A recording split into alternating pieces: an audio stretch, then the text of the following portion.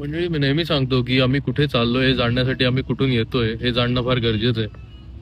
आज आम्ही बऱ्याच अशा गोष्टी काही अनुभवल्या जिकडे आम्ही पैसे बघितलेच नाही. म्हणजे आजकाल आयुष्य असं झालंय की आम्ही पैशाचा विचार नाही करत की किंमत काय आहे, कॉस्ट किती आहे. ही सवय आहे, पण आता ती सवय बदलली आहे कारण की वेळ इतका कमी आहे की आता आम्ही विचारतो की किती वेळ लागेल, किती वेळात होणार आहे, इथे लाईन तर नाही लावावी लागणार.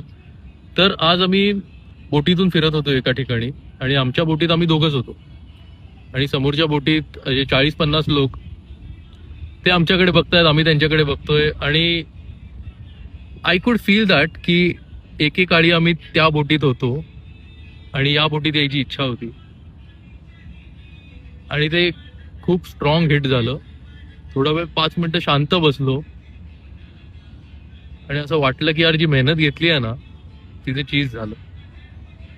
याच्यात अजून एक मजेची गोष्ट अशी आहे की तुम्ही जेव्हा बॉटम पासून सुरू करता ना तेव्हा तुम्हाला बॉटमचे भाव माहिती असतात आणि मग जेव्हा तुम्ही टॉपचे भाव अनुभवता तेव्हा तुम्ही एक चॉईस करू शकता की एक्झॅक्टली तुम्हाला काय हवंय आणि काय तुम्हाला पूर्णपणे खुश करेल. पण या सगळ्यात कुठेतरी असं पण वाटत होतं की प्रत्येक माणूस सगळ्यात बेस्ट हे डिझर्व करतो.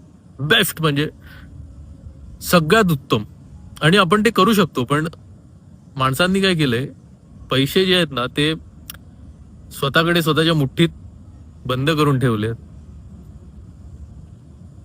आपल्यावर खर्च, आपले पैसे, आपली मालमत्ता, आपली मुलं बाळ.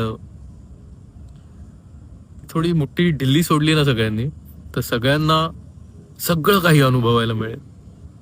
पण हे जग तसं नाही चालत आणि आम्ही जगासारखे नाही चालत.